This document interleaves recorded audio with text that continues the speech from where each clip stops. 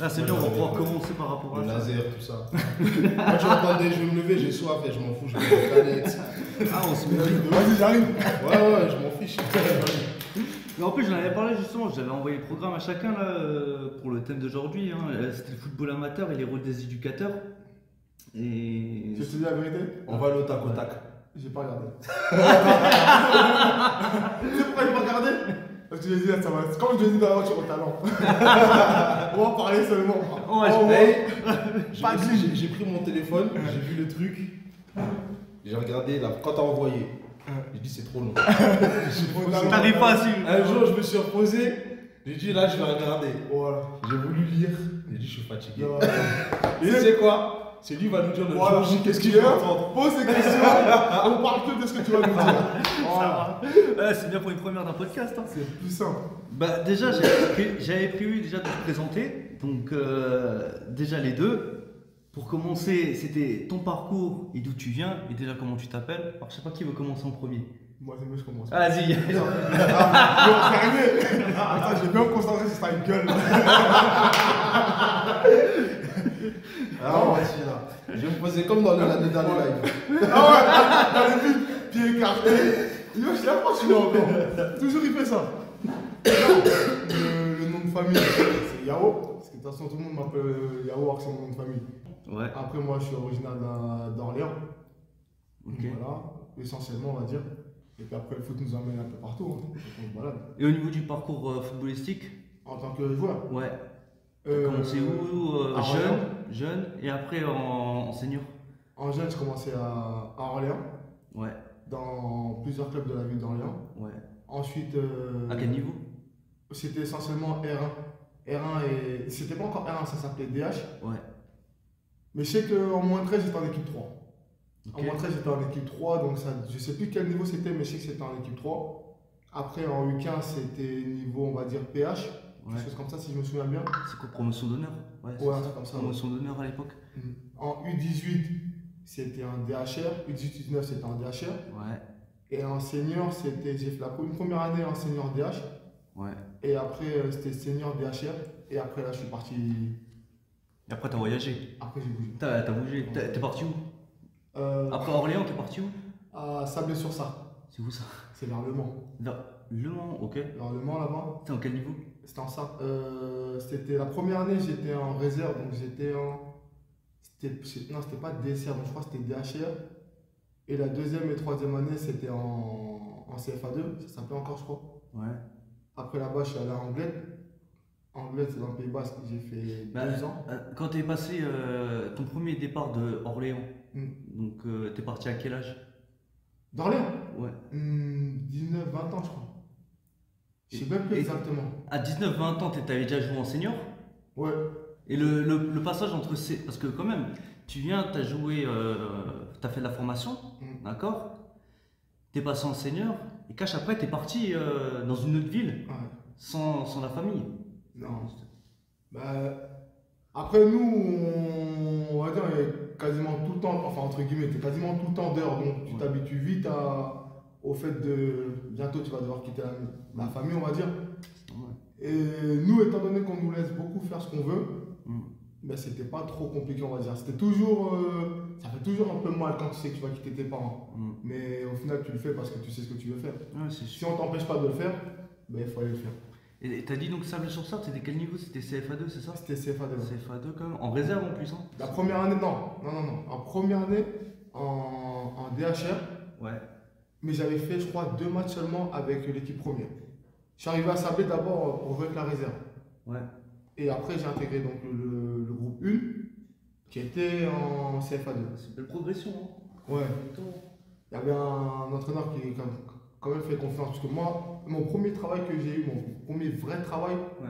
ben, c'est quand je suis arrivé dans ce club. À Saint-Louis? Ah non, à Sablé. À Sablé? Ouais. À Sablé. Oh, Là, je travaillais au club, c'était des contrats CAE, tout ça. ok. Donc ça, c'était mon premier contrat. Ouais. Moi, je sortais on va dire, je vais pas dire de nulle part, mais j'avais rien fait. Mm. J'avais rien fait et cet entraîneur-là, ils m'ont donné ce contrat-là, ils m'ont fait confiance et sur la deuxième année, j'ai intégré son groupe. Mm. J'ai joué une bonne, quasiment toute l'année. Ouais. La dernière année aussi, pareil. Donc j'ai fait 3 ans en tout et après, je suis parti. T'as fait C'est confiance. son travail qui l'a rendu fou. Hein? C'est pour ça qu'il est comme ça sur les terrains. Non. Non, non. Oh. En plus, c'était. Quand tu te retrouves à laver 2-3 maillots, c'est fini. Hein, tu vas sur le terrain, tu chicotes tout le monde. Pourquoi tu vas la buanderie? T'as un ou plus quoi? Moi, je veux jouer. C'est un malade celui-là. Tiens, justement, t'as joué à quel poste en fait de base? Parce que moi, ce que j'avais entendu, moi quand je te vois jouer aujourd'hui, je te vois jouer en tant que milieu défensif, en milieu. Mais des fois, je te voyais la saison dernière en attaque, en défense, t'es dans le domaine, c'est pas. Même entraîneur, des fois, c'est. Mon entraîneur. Non. En vrai, quand j'ai commencé à jouer en senior, Ouais, parce que je veux partir à partir de senior. En senior, la première année, je jouais défenseur central. ok, La première année. Défenseur central, arrière gauche. ok, Après, quand j'arrive à Sablé, j'arrive en tant qu'arrière gauche à Sablé. ok. Les 3 ans. Quand j'arrive à Anglette, donc les 2 années en tant qu'arrière gauche. Mhm. Après, en Anglette, j'arrive à Balma en tant que milieu gauche. Là, ça prend Le fameux club. Le fameux club, Balma. Balma. Quand j'arrive à Balma, j'arrive en tant que milieu gauche. Mais on recrute pour jouer milieu gauche. Ouais, Voilà. Après Balma, je viens ici. ok. Et quand je viens ici, là après c'est la débandade. Parce que j'ai joué arrière gauche Ouais, et l'entraîneur il m'a vite mis milieu axial. ok. Donc j'ai alterné un peu arrière gauche, milieu axial, arrière gauche, milieu axial. Avant de plus rester milieu en fin de compte. Et là la dernière année à Saint-Louis avant de partir, Ouais. bah là je jouais milieu gauche, milieu droit, milieu axial, par moment attaquant quand il y avait besoin. Ouais, sur les ailes aussi, je te voyais. Un peu sur les ailes. À droite, à gauche aussi, je te voyais partout. Hein. Tu courais. Et là aujourd'hui, maintenant t'es où? T'es en Suisse, hein, si En je ne me Suisse, trompe pas. C'est quoi le nom du club FC Schloss. C'est quoi comme niveau C'est la 4e division en Suisse. Et ça va le niveau? C'est pas mal. Ouais. Et là tu joues à quel poste? La milieu axial. Milieu axial. La milieu axial. Et ça va, ça te plaît? Ça te plaît mieux que les anciens postes En fait, moi, dans le foot, je suis pas trop Tu t'en compliqué, fous, en ouais. fait. En vrai, peu importe que je suis sur le terrain, moi, c'est bon. Du moment que tu joues, t'es content, Exactement, en fait. moi, C'est ça le c'est- plus important. Juste ça.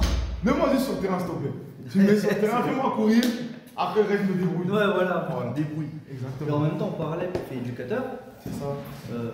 Éducateur, ça fait combien de temps que t'es éducateur? Éducateur, j'ai commencé. Donc là, si on prend cette année, on peut dire ça fait 15 ans maintenant que j'entraîne. Quand même. Mais les. T'as commencé à quel âge? À 16 ans, je crois. 16 ans éducateur. Tu faisais tout petit alors? Des tout petits, ouais. Ah, il y avait c'était U8, U9. Mais on n'avait pas le droit de faire les diplômes. Ah bon? Parce que j'étais pas majeur. Ah, t'étais pas majeur? Ouais. Les diplômes, tu peux les faire qu'à partir de. En tout cas, les diplômes reconnus. À l'époque, je crois que c'était plus tard, hein. Je crois que c'était en fait majeur ou 16 ans? Non, il fallait avoir 18 ans. 18 ans à Non, l'époque? je crois que tu pouvais être formé, mais tu Ouais. pouvais pas passer des diplômes. Ah ouais. Je crois que c'est ça, tu pouvais t'inscrire aux formations, mais tu pouvais pas passer les diplômes. C'était quoi? C'était les CFF aussi encore? Non, à l'époque, c'était des. Comment on appelle ça déjà? Parce que moi, j'ai fait ça. moi. deux, des trucs comme ça. C'est ça. Oui, c'était ça, c'était On- I1 et 2. On en parlera justement aussi de ça, hein, parce que les diplômes à chaque fois ils les changent chaque année, c'est toujours. Même là ils sont en train de parler d'une réforme, ils vont réformer Encore. le site. Ouais, ils en ont parlé. Ah ben en fait c'est ça, toi à l'époque où tu faisais ça sur le terrain, moi je pouvais les passer à la fac. Et à l'époque c'était initiateur 1, initiateur 2. Initiateur 2. Ah oui, C'est ça, c'était le terme initiateur. Ouais, exactement. Ouais. Mais je sais pas, on en parlera aussi de ce que ça donne aujourd'hui, les diplômes, de leur valeur au final, parce que est-ce que c'est perspicace? Bon, enfin bref, hein, on revient sur toi. Donc là, tu avais fait 15 ans en tant qu'éducateur, tu as fait toutes les catégories quasiment. Quasiment tout. Ouais. Toutes. Mais tu as une catégorie que tu préfères? Je pense Où que. tu t'épanouis le plus en fait? Je pense qu'entre 12 ans et 14 ans, Ouais. il y a beaucoup de choses qui se jouent dans cette tranche d'âge-là. Mais entre U10 et 11, pour moi, c'est la catégorie la plus importante. U10, U10 et 11, pour moi, c'est les 2 années d'âge-là Ouais. où c'est vraiment très important pour un jeune. Et pourquoi les U10 11 et. Bah ouais, en fait, en soi, si je comprends pourquoi c'est les catégories les plus importantes. Parce que c'est là où ils vont apprendre des mouvements, les bases en fait, hein, qu'ils C'est vont ça. devoir répéter. Ouais. C'est primordial. Pour moi, c'est le point de départ. C'est le point de départ à tout. Hein. C'est le point Parce de qu'après, avant ça, avant les U10, c'est du foot animation, on est là pour Ouais. s'amuser.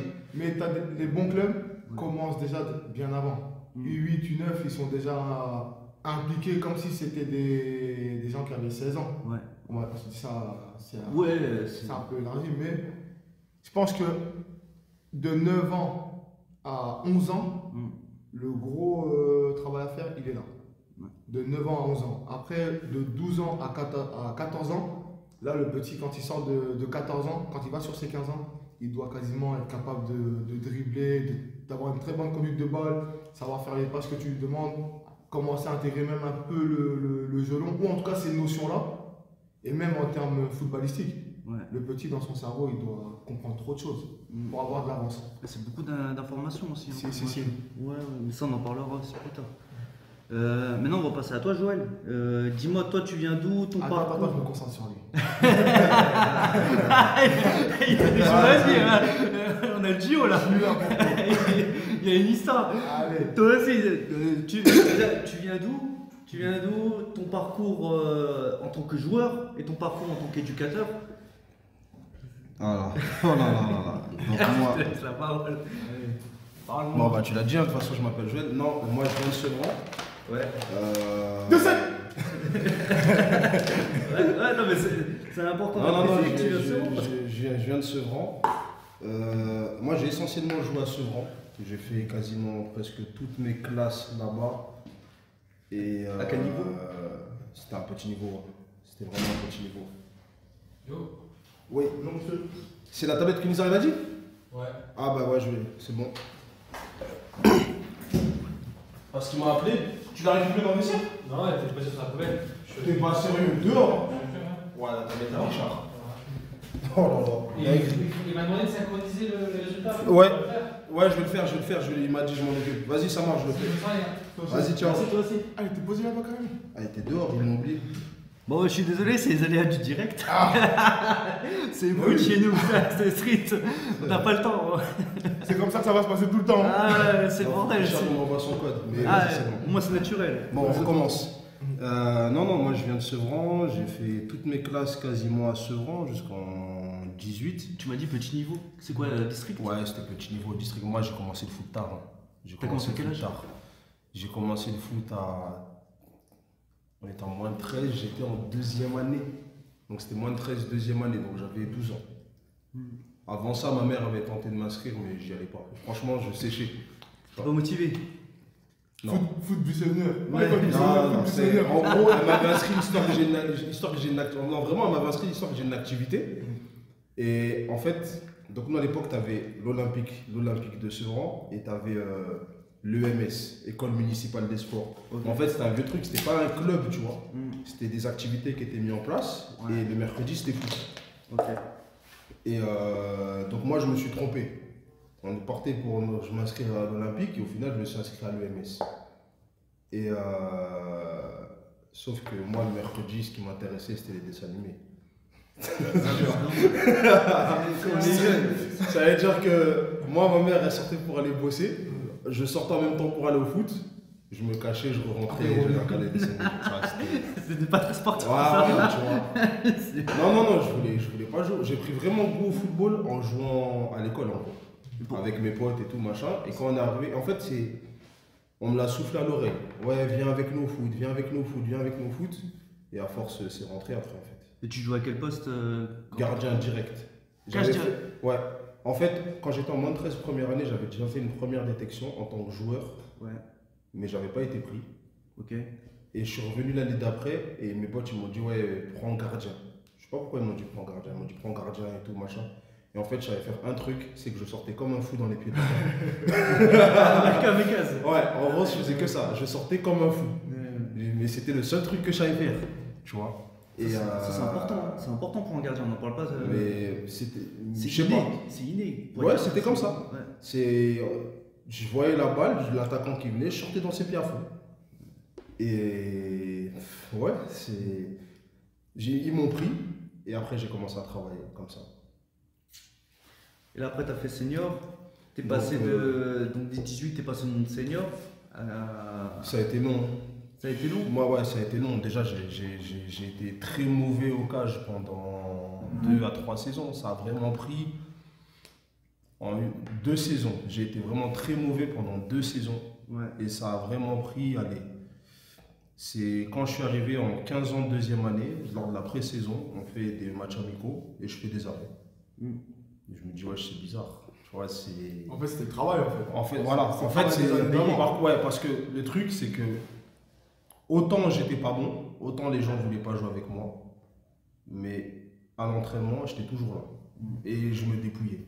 Je me dépouillais. Et en fait, c'est juste les 2 ans où je me suis dépouillé qu'on commençait à prendre forme. J'ai commencé à prendre des ballons, j'ai commencé à faire des arrêts. Et en fait, j'ai compris. Même le jeu, je le lisais mieux. Et en fait, tout est parti d'un truc involontaire. Je n'étais pas dans les plans de l'entraîneur. Donc, je suis en 15 en deuxième année, j'ai jamais joué. Ou alors, j'ai très peu joué. Parce que j'étais clairement, chez les gardiens, j'étais tout en bas, il y avait bien meilleur que moi. Et en gros, pour se débarrasser de moi, on se dit, tu vas aller avec les 18 équipes 2. Ils n'ont pas de gardien, etc. Et à l'époque, c'était, je crois, division 2, district, tu vois. Après, c'est compliqué quand même, Ouais, le c'est poste de ça. gardien en soi. C'est ça. C'est Et très mental. équipe division 2, district. Et tu avais l'équipe 18-1 qui était en excellence. Donc, c'était plus haut niveau district Paris. Et on va faire un match. Je fais un bon match amical. Ensuite, on me reprend pour un match de championnat. Je fais un bon match de championnat. Et en fait, l'entraîneur, il vient me voir, il me dit j'ai entendu que tu as fait un bon match avec les 18 et tout, machin, etc. Tu vois. Sauf qu'en fait, lui, comme il m'a dégagé direct, il n'a pas vu mon évolution. Donc, de indésirable, l'entraîneur des 18, il voulait que je reste avec lui. Et en fait, c'est là que tout a commencé. Et là, j'ai commencé vraiment à prendre goût et là, je me suis dit, en fait, tout est possible, tu vois. Ouais. Je peux tenter de faire un truc. Donc, j'ai fait 18. Après, je suis passé par excellence. Ensuite, j'allais jouer en PH, 19 DHR, DH, et jusqu'à ce que je suis arrivé en senior. Et senior, t'es resté sur Sevran ou t'es déjà parti? Non. J'ai fait une année en 18 à Sevran où j'étais, et puis je suis parti. T'es parti Après, je suis parti à l'aventure, mais pas loin, tu vois. Je suis allé dans les clubs à côté de chez moi. Mais c'est combien d'heures de route à peu près? Ouais, il y en avait pour 20 minutes. Ah, ça va, ça Il y en va. avait ça pour va. 20 minutes, tu vois. Mais là, j'ai vraiment commencé à me consacrer qu'au foot. Qu'au foot. Mais bon, j'étais toujours à l'école. Il y avait ma mère derrière pour l'école. Donc ça, c'était...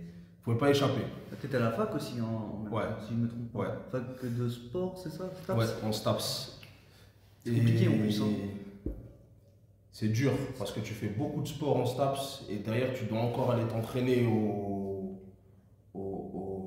l'entraînement, Vraiment, etc. en plus. Et c'est compliqué, hein. T'as plus d'énergie, t'es rincé. Puis T'as même les pour- révisions, t'as toutes ces choses-là. Ouais. Mais justement, la fac, ça a été une période où j'ai arrêté le football parce que j'ai été suspendu un an aussi. J'ai la fraction, je veux pas savoir la raison pour l'instant. Je poserai la question, mais je m'en souviens plus. Il faut savoir que moi, ma carrière de footeux, en gros, mon parcours, on va dire plus, Ouais. il s'est fait en 2 temps.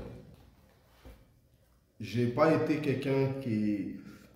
J'ai pas été le joueur chanceux, j'ai des clubs sur les côtes, machin. Moi, j'ai dû taper aux portes. Et donc, du coup, j'ai fait un nombre incalculable de détections dans ma vie. À l'époque, tu avais Villepinte qui était très fort. Je suis parti taper là-bas, je crois, 2 ou 3 fois. J'étais en 15 ans la première fois que j'y suis allé. J'y suis rentré quand j'étais en 18. Donc, pour te dire, tu vois, le temps que ça a mis, j'ai réussi. Mais je revenais chaque année. On me dit, reviens l'année prochaine, je revenais. En fait, j'ai jamais lâché. J'ai été à Bretigny. À Bretigny, j'ai eu beaucoup de malchance. J'ai été tapé à la porte à Drancy. J'ai été tapé à la porte au CFFP à l'époque, Centre de formation de football de Paris. J'ai mis de l'argent dans le foot, en étant plus grand aussi. Parce que, en fait, tu as un rêve. Tu as envie d'atteindre des objectifs et tu vas par tous les moyens. Donc, quand j'ai arrêté la fac et j'ai travaillé, j'ai payé des gens pour pouvoir avoir accès à des choses que je n'avais pas dans mon club. Spécifique, tout ça? Des spécifiques, des entraînements du niveau, avoir accès à des matchs, plein de choses comme ça. Mais parce que là où j'étais, les clubs où j'étais ne m'offraient pas ça. Donc, en tout cas, tout le savoir que j'ai aujourd'hui, j'ai dû aller le chercher et parfois j'ai dû le payer de ma poche. Donc, au final, je n'ai jamais été un numéro 1, mais j'ai eu le plaisir quand même de connaître des matchs de CFA à l'époque, CFA 2. Ouais. Et même si ça reste que des amicaux, J'ai eu la chance de faire quelques matchs officiels. Donc, j'ai pas une grosse carrière, je suis pas une référence. Mais je connais le niveau parce que je me suis donné les moyens d'aller voir ce que c'était. Après, voilà, le football, c'est aussi une grosse histoire de confiance. Toi, ton coach, et après. Tout dépend des postes aussi. Il y a des postes, et après, il faut pas se leurrer, tu vois, il faut être habitué à une certaine chose dans le foot, je pense, c'est quand tu arrives à un certain niveau, c'est une autre envie que tu dois mettre. Moi, quand j'avais 18 ans, on me dit tu veux faire quoi dans le foot? Je disais je veux disputer un championnat de France au moins une fois dans ma vie. Et faire un parcours de foot de France. C'était mon objectif. Je ne veux pas arrêter le foot si je ne joue pas au minimum CFA2 ou CFA. Et le problème, c'est que quand tu arrives là-bas, comment tu fais pour durer dans ce niveau-là? Et quand tu n'as personne pour te l'apprendre, ça, pour te le montrer, c'est dur. Et moi, souvent, quand je me suis retrouvé numéro 1, le numéro 2 il est passé devant moi, parce qu'arrivé numéro 1, je me relâche. Tu vois? Donc, en fait, c'est dans l'esprit, j'étais pas le compétiteur idéal, tu vois. Donc, tu n'avais peut-être pas aussi l'encadrement ou. Toutes ces choses-là. Je savais me battre pour passer devant le numéro 1, mais je ne savais pas me battre pour le reste. Après, justement, je fais un aparté. Le poste de gardien en soi, c'est très très compliqué. Déjà, tu as un seul poste, donc tu as forcément une seule place. Et après, tu peux que jouer en réserve. Et il faut regarder ça. C'est que de la patience. Et c'est du mental. Il faut être très fort mentalement. C'est de la patience. Parce que joueur de champ, tu es d'accord avec moi, tu as quand même beaucoup plus de chances de jouer, car il va y avoir un blessé ou même d'avoir la suspendu, un peu polyvalent, tu es plus rapidement mis sur le terrain. Gardien, quand tu es jeune, tu as déjà un exemple de gardien numéro 1 au-dessus chez les seniors. Maintenant, pour aller chercher sa place à lui, ça fait peut-être 1 an, 2 ans, 3 ans, il connaît le niveau parfaitement, il a l'expérience qu'il faut. Va la chercher sa place. Et lui, il a l'expérience qu'il faut pour la garder sa place. Et toi, quand tu viens en bas, qu'on t'a pas formé, on t'a formé peut-être, enfin tu t'es formé à aller prendre la place de quelqu'un d'autre parce que tu es un combattant, tu es un guerrier, mais quand on t'a pas appris à garder cette place-là, là c'est un autre problème. C'est un autre problème. Moi, tu vois, et c'est toutes ces choses-là. J'ai eu un gardien qui m'a apporté un conseil un jour, mais c'est arrivé par hasard. À l'époque, j'étais à Tremblay, j'étais en 19 DHR. Et on s'entraîne, donc on était en spécifique gardien. Et en fait, le spécifique gardien, en même temps, le spécifique gardien, il y avait les seniors, la A qui s'entraînaient. À l'époque, la A était en des seniors DSR, donc juste en dessous de la R1 aujourd'hui, qui voit la R2. Mais la DSR sur Paris, c'était pas un petit niveau, hein, c'était très costaud, tu vois. Ouais, on parlera aussi de la différence des niveaux entre les régions. Hein, ça. Et l'entraîneur de la une, il vient et il dit écoute, envoie-moi un gardien, le gardien n'est pas là. Je fais ma séance et je fais une bonne séance. Il me dit écoute, on revient la semaine prochaine. Je reviens la semaine d'après, je me retrouve avec l'entraîneur, le gardien de l'équipe 1 en même temps et je refais une bonne séance. Il me dit écoute, jusqu'à la fin de la saison, tu restes avec moi dans le groupe. Donc je passe de 19 DHR à m'entraîner avec donc les gars de moi, mes potes et tout, machin, etc. Avec que des adultes. Mais déjà, tu sais, il y a tout qui change. Les mecs, ils sont baraqués et tout, machin. Toi, t'arrives, t'es encore un minot. Déjà, t'as grandi, donc tu te croyais un peu grand. Mais tu te rends compte que t'es encore trop loin. Physiquement, les mecs, ils sont ultra développés. Les frappes, ça n'a rien à voir. L'exigence aussi. Ouais, l'exigence, c'est pas pareil. En fait, tu sens quand eux, ils arrivent, ils rentrent sur le terrain pour s'entraîner, c'est pas la même chose que nous en 19. Nous, des fois, tu es là, tu vois le préparateur physique, tu dis oh putain, en cours. Là, il n'y a pas de putain en cours. Cours. C'est tout court. C'est ton travail, c'est comme ça. Et donc, je parlais avec le gardien, et en fait, il me fait comprendre que lui, il va partir, il va arrêter, il a 36 ans, machin, etc. Voilà, là c'est une chance que tu as de pouvoir t'entraîner, montre tes capacités, montre que tu es capable de tenir sur la durée, etc. Et il me raconte son parcours. Et en fait, il a eu un parcours à peu près similaire. En fait, par manque de patience, il a arrêté de s'entraîner. Il était à l'époque à Villemont, qui était en CFA ou CFA2, je ne sais plus. Il était numéro 2, il attendait son tour. Il attendait son tour. Et manque de patience, il ne vient plus à l'entraînement. Parce que son tour ne vient pas. Et c'est quand il n'est plus à l'entraînement que ça vient. le gardien numéro 1 s'est blessé, il faut que tu joues. Et en fait, il n'a pas répondu présent parce que physiquement, il n'était plus prêt, il n'était pas apte, il ne s'entraînait pas. Et il m'a fait comprendre, en gros, c'est comme ça que ça va se passer.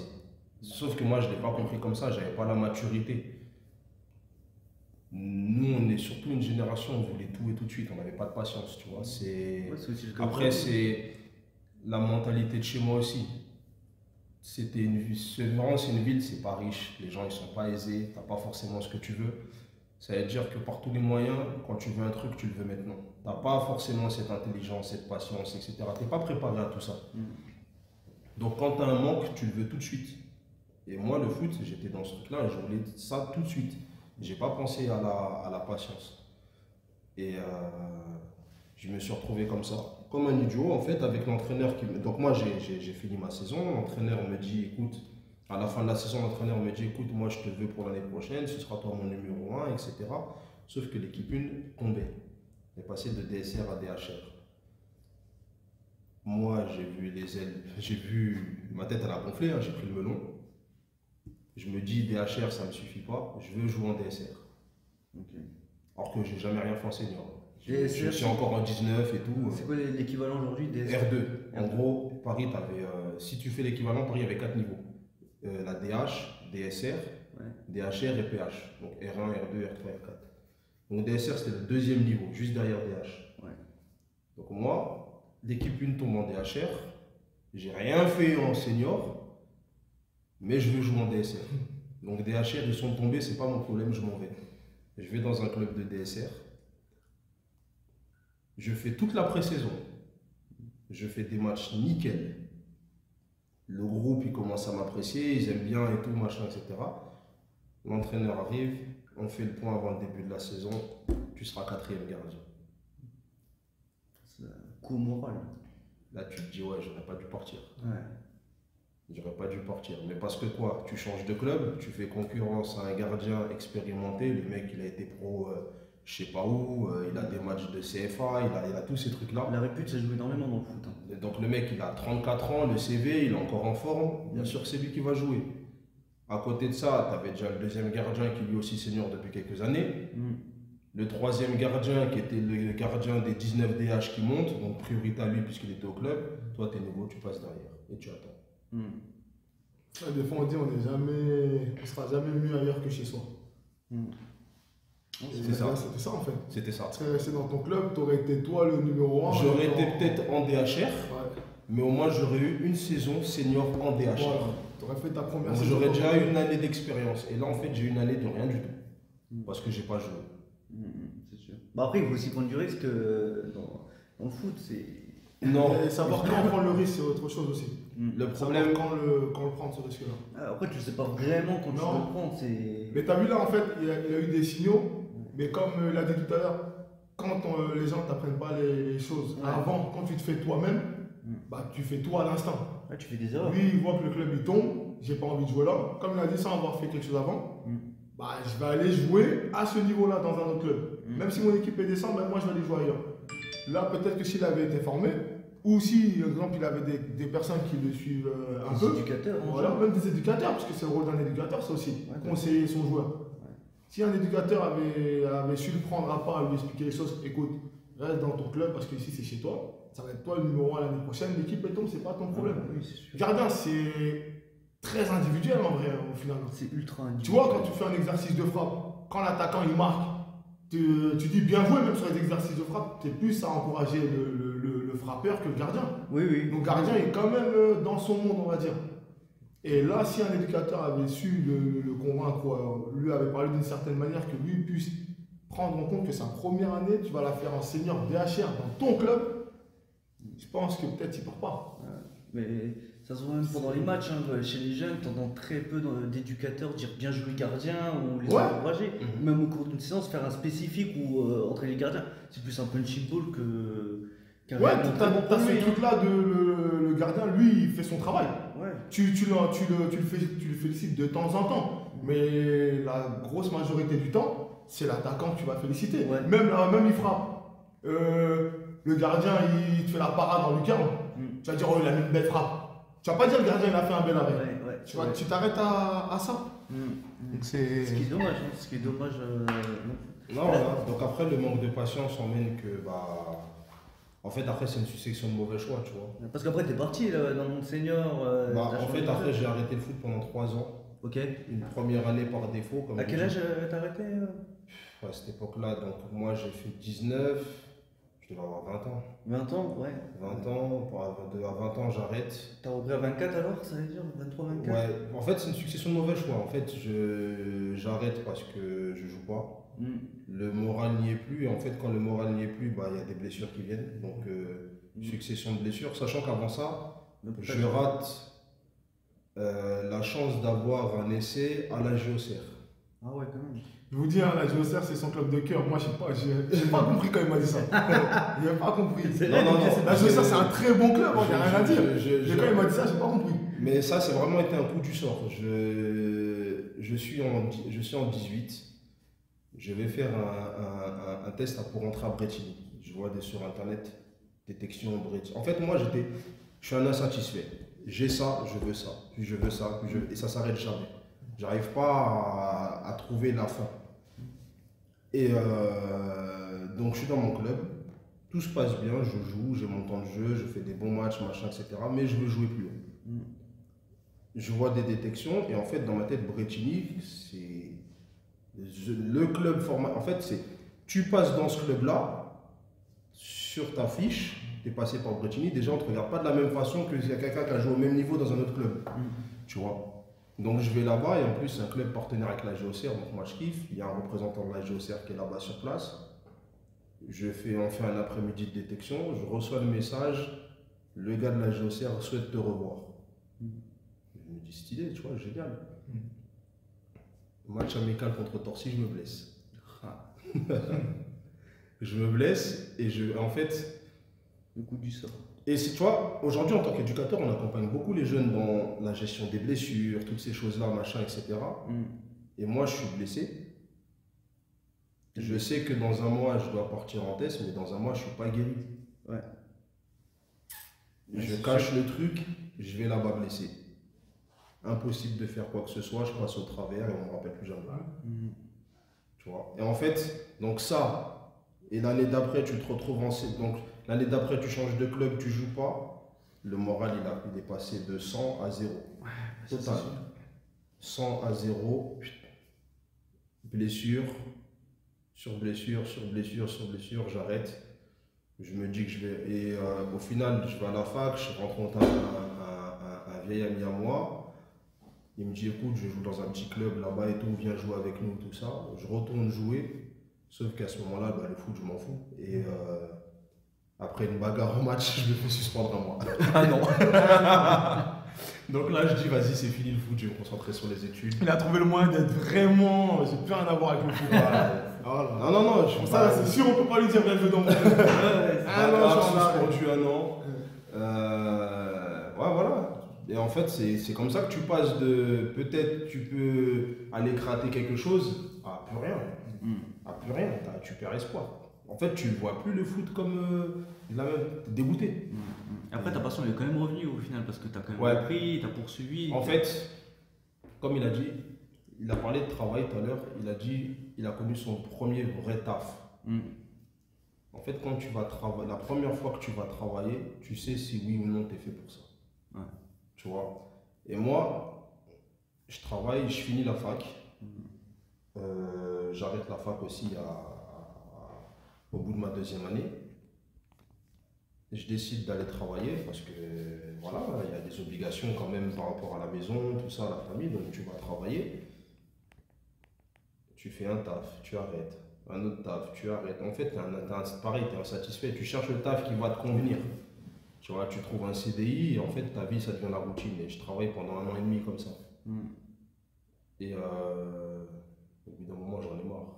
Je me dis, en gros, là, je vais faire 45, 50 ans comme ça. J'ai pas envie de ça, moi. Ah, bah oui. Tu vois, non, ça m'intéresse pas, c'est pas ce que je veux. Et le foot revient petit à petit, le foot revient petit à petit. Et comme on dit, quand tu sais pas où t'es, retourne. Comment on dit Retourne d'où tu viens. Ouais, retourne d'où tu viens. Quand je retourne chez moi à Sevran, je vais pour jouer. Et destin lié, le gardien qui m'a barré la route donc quand je passe en senior, je le retrouve dans mon club à Sevran. Et je me dis, c'est pas possible, en fait, on veut pas que je joue à Sevran. Il est encore là. Il est encore là, encore lui, c'est pas possible, tu vois. Là, le mec, il a pris encore 4 ans de plus, il a 36 piges. Laisse-moi la place, j'ai envie de jouer, moi, un peu, tu vois. Et en plus, on est dans un championnat intéressant, tu vois. T'as Fleury, t'as Évry, Melun, t'avais quand même des gros clubs du coin, tu vois, ou des réserves de CFA2, de CFA. T'avais quand même.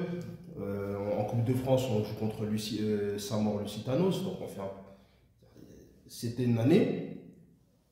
Pour une première année, même dans la préparation, déjà les équipes que tu joues, ça n'avait rien à voir avec ce que j'avais connu avec Sevran à l'époque. C'était Torcy, c'était des gros clubs, tu vois. Donc je me dis, moi, c'est ces matchs-là que je veux jouer, tu vois.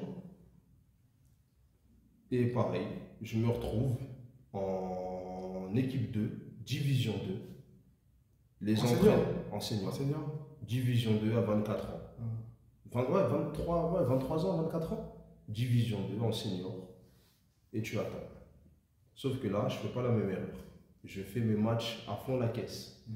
Je fais mes matchs à fond la caisse et à tous mes matchs, mon nom il ressort. Ah, il a fait un bon match, il nous a sauvés. On perd, hein, et c'est là que j'ai connu ma première descente. J'avais jamais connu la descente avant. Je connais ma première descente, mais je fais mes matchs. Et mon heure, et en fait, il y a un moment, il y a une période où on arrive au mois de peut-être mars, avril. Et j'ai toujours pas joué en équipe 1. Même pas un amical. Même quand des fois l'un des gardiens de la 1 il n'était pas là pendant une semaine, je me dis peut-être cette semaine ça va arriver, au final ça n'arrivait pas. Et je me dis, je suis là, un jour je finis l'entraînement chez mon pote, je crois que je vais aller le voir, l'entraîneur il me foulait, non. Je pète un plomb. Et toute la semaine ça cogite comme ça cogite. Et au final j'y vais pas, je continue à faire mes matchs. Et il y a un moment, je craque. Je dis, ça y est, j'en ai plus rien à foutre, j'en ai marre. Ça veut pas, ça me casse la tête, machin, etc. J'arrête donc. Je me dis, vas-y, laisse tomber, je me casse plus la tête. Match de championnat, le gardien se fait expulser, carton rouge, il prend 4 matchs. Donc je dois jouer les 4 matchs, et dans les 4 matchs, il y a le match de la montée. Le match de la montée, je ne vais pas au match. J'ai plombé l'équipe comme ça. En fait, j'avais tellement la haine contre l'entraîneur que j'en ai fait une histoire personnelle. Sans état d'âme. Sans état d'âme. Donc l'équipe n'est pas montée. Ils sont partis à Fleury, ils ont pris 6-1. Ils n'avaient pas de gardien en match. Non. Ah, t'as tout mélangé. J'ai tout mélangé. Tout mélangé. Je suis arrivé, j'ai éteint mon téléphone, je dis, je pars pas. Après, c'est la jeunesse. T'avais 24 ans, tu m'as dit. Ouais. C'est la jeunesse aussi qui joue énormément. Il y a l'ego, la jeunesse. La frustration aussi. La frustration qui joue beaucoup. Et après ça, qu'est-ce qui s'est passé après, je suis parti et c'est là que j'ai commencé à vagabonder un peu. Après, à partir de là, ça a été. J'ai continué un peu à chercher à tourner de club en club. Je suis parti dans un autre club. T'es parti où au début? À Champs-sur-Marne. Un ami à moi m'a dit un coach a un projet, tout ça, etc. Donc ça m'intéresse. C'était dans le 77. Okay. Près de Torcy, pas loin de Torcy. Ok. Pour aller jouer là-bas, je vais jouer là-bas. Et en fait, là-bas, je fais pareil. Hein. Une bonne première partie de saison. Ouais. Avec une bonne préparation, je suis numéro 1. Ouais. Mais pareil, je perds ma place rapidement. Ok. Je perds ma place rapidement. C'est un truc qui se reproduit assez. Ouais. Je perds ma place rapidement. Et de là, je rencontre, c'est là en fait qu'après tout a commencé. Je rencontre tout un tas de personnes qui vont m'encadrer dans le foot, jusqu'à ce que je signe à Mulhouse et de Mulhouse à Saint-Louis. Et avant de signer à Saint-Louis, on aurait pu avoir destin croisé. À Balma. Parce que je devais partir à Balma. C'est quoi l'année où je pars, moi?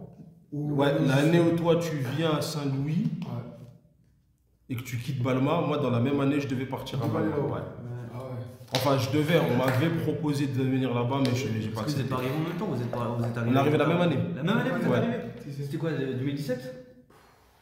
2018. 2018. La saison 2018. Ouais.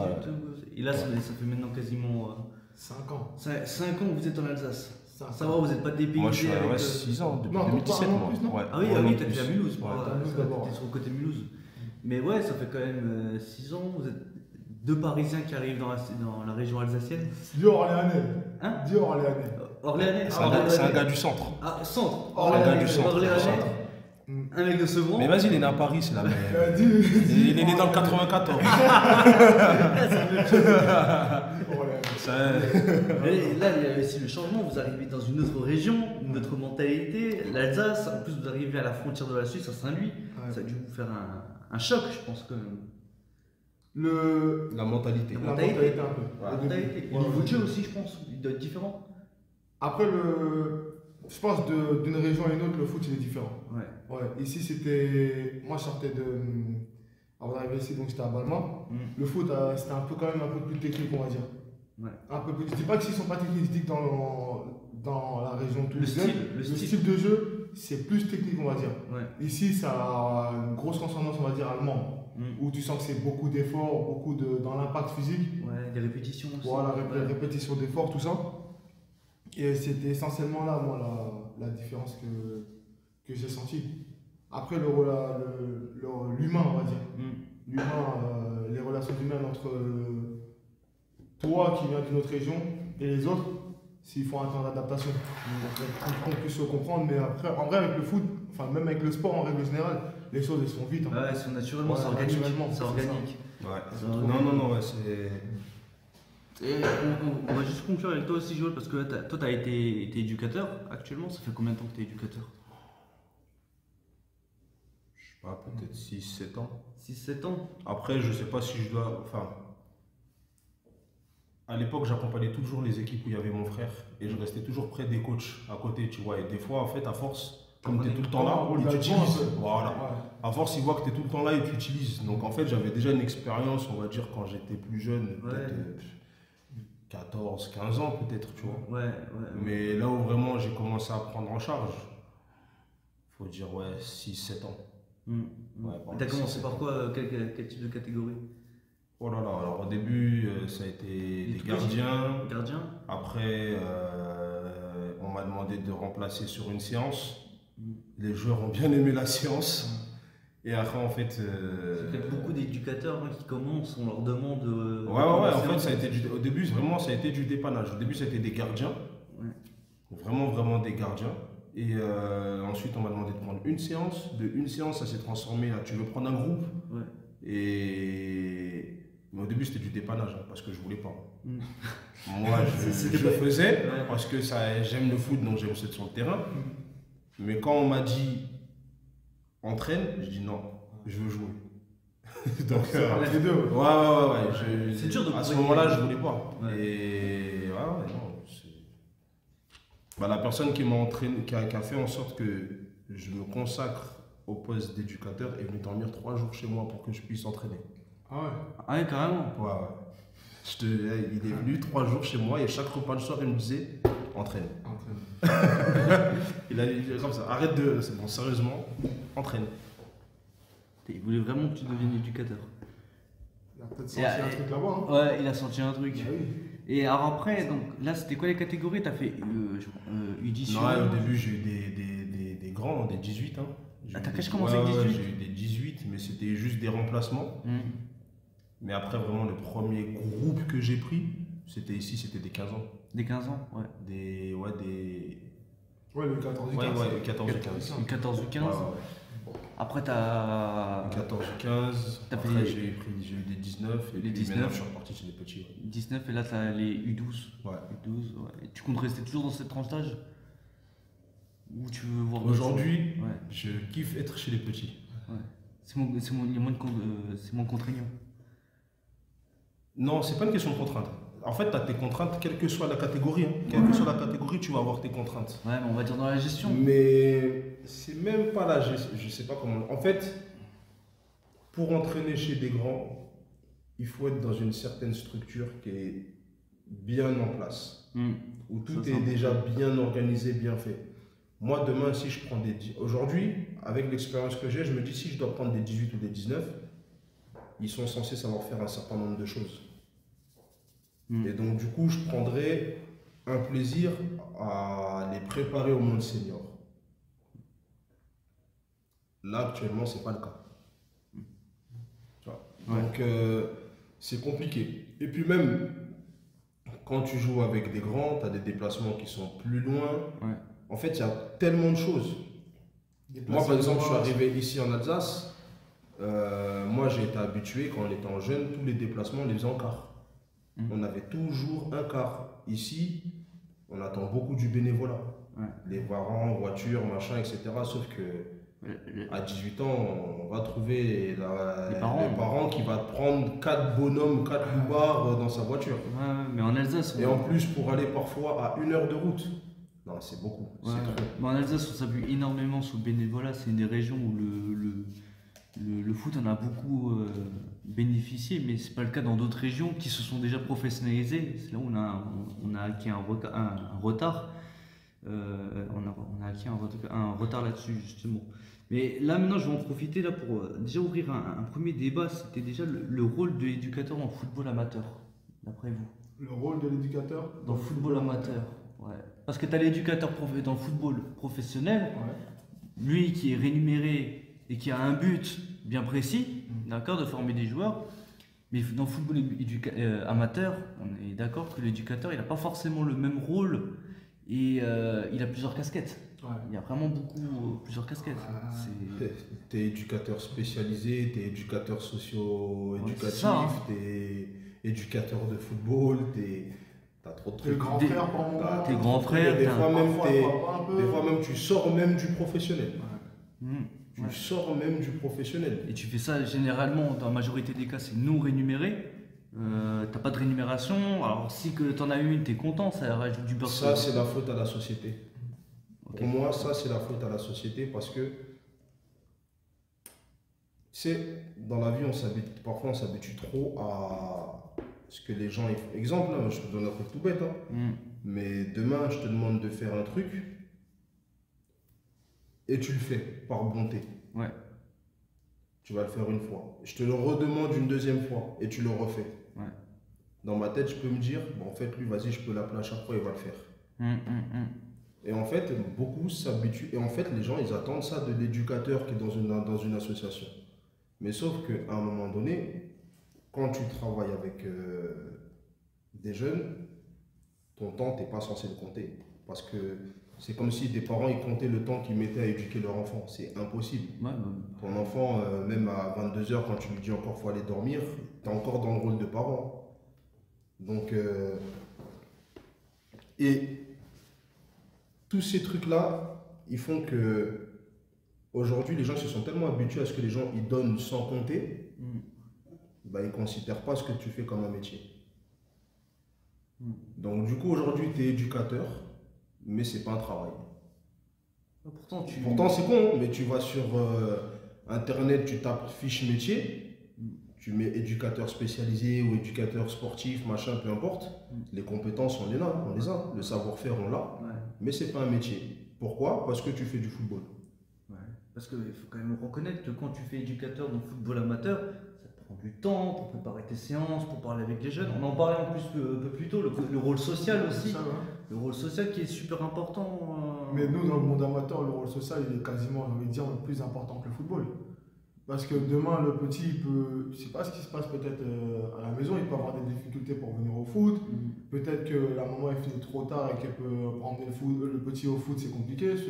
Donc tu te retrouves, toi, après avoir une séance pour 15, mais tu en as 4 qui ont un problème. Mais toi, si tu t'intéresses pas à la vie du petit, tu peux pas avoir ces informations-là. Tout bêtement, nous, on est là aujourd'hui parce que un jour dans notre vie, un éducateur a fait du social pour nous. Mais il a changé votre vie. Il a changé votre vie, il vous a accompagné. C'est juste ça. Ouais. Il y a un éducateur, il s'est dit, je ne vais pas lui apprendre le football, je vais lui donner un conseil sur la vie. Ce conseil-là, on l'a appliqué, aujourd'hui, on est là. Ouais, c'est ce rôle bienveillant que vous avez sur les jeunes pour les accompagner dans leur progression footballistique, mais aussi sociale, comme tu disais, hein, dans l'école aussi, l'école combinée, parce qu'il faut combiner l'école, le foot, ça prend du temps, même pour vous en tant qu'éducateur, parce que vous travaillez la journée, le soir vous devez vous entraîner avec des jeunes. Tout dépend du niveau, où on a un niveau niveau district où là on peut se permettre d'avoir 2 entraînements, allez, des fois on frôle les 3, mais quand on est à niveau régional, c'est vrai que 3 entraînements c'est quasiment obligatoire. Tu fais les 3 entraînements. C'est rare d'avoir un club de niveau Régional, c'est régional, rare, c'est rare. d'avoir seulement 2 entraînements. Mm. Après, il y a des clubs qui le font, mais je trouve que, en tout cas, moi je le vois pas souvent. Je le vois pas souvent ce cas de figure-là.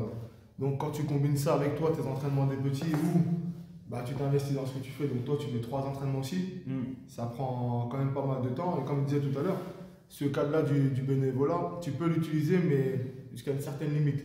Ouais. Après, ce que tu fais, ça doit être mis, je vais pas dire mis en valeur, mais ça doit être valorisé. Ouais. Sous une certaine forme, à trouver laquelle, mais Tout travail mérite salaire exactement, aussi. Quand même. exactement, parce que tu éduques en vrai, tu éduques des enfants. Il y a des enfants, peut-être sans faire exprès, tu lui passes un message là au foot, mais tu le sors d'une merde qu'il peut faire dans la rue sans que tu sois là. Ouais, parce qu'il passe 2 heures avec toi. Bah oui, avec toi. il passe 2 heures avec toi au foot, sans compter, toi, quand tu le gardes 10-12 minutes sur le terrain, à faire un retour avec lui pour savoir déjà est-ce que tout va bien chez lui, comment il se sent dans ton groupe d'entraînement, comment lui, est-ce qu'il a peut-être des choses à dire, je sais pas en vrai. Tu as des enfants, ils disent pas certaines choses à leurs parents, mais ils te disent à toi. Ouais. Donc tu crées aussi ce lien-là de éducateur grand frère. En vrai, tu passes énormément de temps avec le jeune. J'ai pas connu le monde professionnel en tant que joueur ni en tant qu'entraîneur, mais ce temps-là que nous on met à disponibilité des jeunes dans le monde amateur, il n'est pas quantifiable. Ah oui, mais ça Il c'est est pas certain. quantifiable. Ça c'est certain. C'est certain. Parce que c'est un truc de fou, comme tu te rends pas compte. Hier, exemple, on est venu ici, on est resté là toute l'après-midi, on était là. Et je suis sûr qu'il y a plein d'éducateurs dans le monde amateur qui font ça. Je suis sûr et certain, il y en a plein qui le font. Tu en as même, parfois, comme je disais tout à l'heure, tu finis l'entraînement, et le petit, c'est toi qui vas peut-être le ramener parce que toi, tu es sur sa route. Ou je sais pas, en fait, tu peux aider le petit d'une manière, tu sais pas en fait comment je vais dire ça, l'ampleur de ce que tu es en train de faire pour le petit. Ouais, un message. Ouais. Voilà. Ça peut changer sa vie en fait. Exactement. C'est Le temps de la route du retour, vous allez parler. Ouais. Il va te passer des informations que tu peux pas échanger avec lui sur le terrain parce que tu es aussi concentré sur ta séance. Ou même avec ses parents. Exactement. Même avec ses parents. Oui. Il y a quand même des parents qui sont venus nous voir en nous disant ouais. Notre enfant nous a dit que c'était toi l'éducateur et tout, on veut savoir comment ça se passe avec lui. Et puis toi, tu lui donnes les informations. Et eux, ils n'étaient même pas au courant de certaines choses. Donc au final, tu ne travailles pas la confiance de l'enfant. Ouais. Tu donnes juste l'information aux parents et après, c'est à eux de faire. Mais les parents ont plus confiance en toi parce qu'ils savent que toi, tu as investi auprès de leur enfant et que tu es là pour lui. Mais ils savent aussi que voilà ce que l'enfant ressent à ce moment-là. Et ils font un peu plus attention à ça. C'est sûr. Et c'est quoi les compétences qui sont requises pour être éducateur ou être un bon éducateur, d'après vous? Parce qu'il y a quand même des compétences, tu vois, il y a des choses qui, soit c'est inné, soit qu'il faut travailler. Déjà, il faut avoir la tchatch. Là, les deux, vous l'avez, la tchatch. Les compétences requises. La tchatch, non, c'est pas de la tchatch. Parce que la tchatch, ça serait plus dans. La tchatch, ça s'associe à trop de choses. Ouais.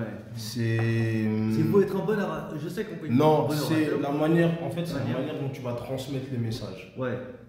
Demain, parce qu'en fait, c'est bête. Mais par exemple, demain, si je vais apprendre. Je dirais une bêtise, si je vais apprendre à faire une bêtise à un enfant,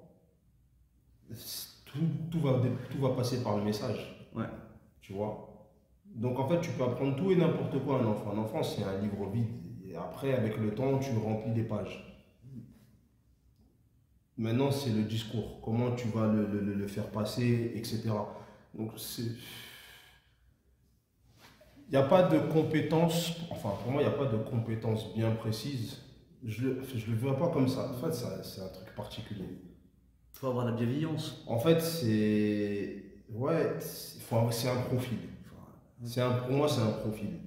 Tu as des gens, ils ont profil pour. Moi, j'ai toujours dit que je voudrais, moi par exemple, je sais quand j'étais plus jeune et que je faisais mes études, je disais, je veux travailler auprès de la jeunesse. Mais je ne savais pas quelles compétences il fallait pour travailler auprès de la jeunesse. Moi, j'avais juste mes idées en tête. Je vois les jeunes, ils s'ennuient dans la rue, ils galèrent, ils font des bêtises, moi, ça m'énerve. Je veux mettre des choses en place pour les empêcher de s'ennuyer et qui s'intéressent à quelque chose. Voilà moi l'idée que j'avais en tête. Maintenant, c'est comment est-ce que je veux leur transmettre le message, etc. Et ça, c'est plus un savoir-faire que j'ai gagné avec le temps, à force de pratiquer. Mais je pense plus que c'est parce que j'ai répondu à un profil particulier, tu vois, par rapport à mes idées, par rapport à toutes ces choses-là. Du fait aussi que nous, aujourd'hui, par exemple, on n'est pas du genre à compter les... Il y a des gens, par exemple, le travail, c'est le travail. Ils vont arriver, même s'ils bossent avec des enfants, oh, 18h, c'est 18h, j'arrête. Ils s'en foutent. Nous, on n'est pas dedans. On vient, on fait seulement.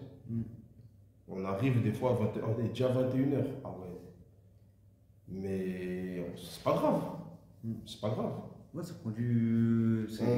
Au contraire, nous, carrément, on prend même du plaisir à rigoler avec eux, être... C'est comme ça. En fait, t'as un lien social aussi. C'est ça. En fait, c'est ça. La personne qui sera prête à se mettre dans cette peau-là aura le profil. N'importe qui aura le profil.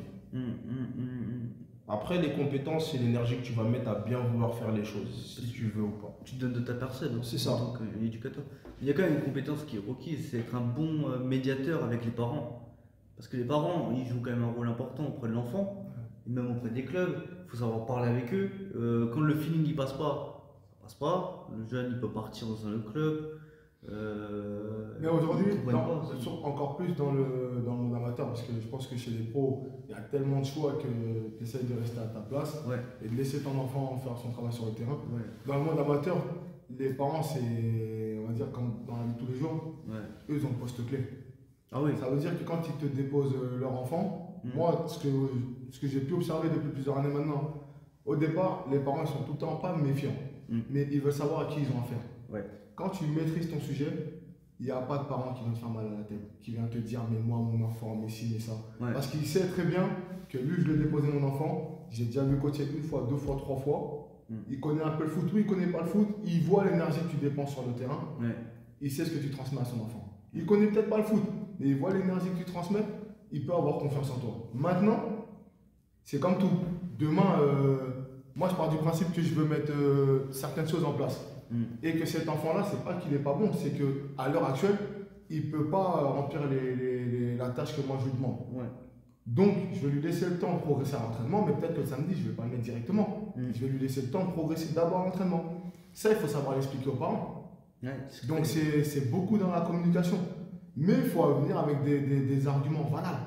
Tu ne viens pas dire, ouais, mais ton fils, il n'est pas bon, donc tu ne peux pas jouer avec toi. C'est une manière de parler.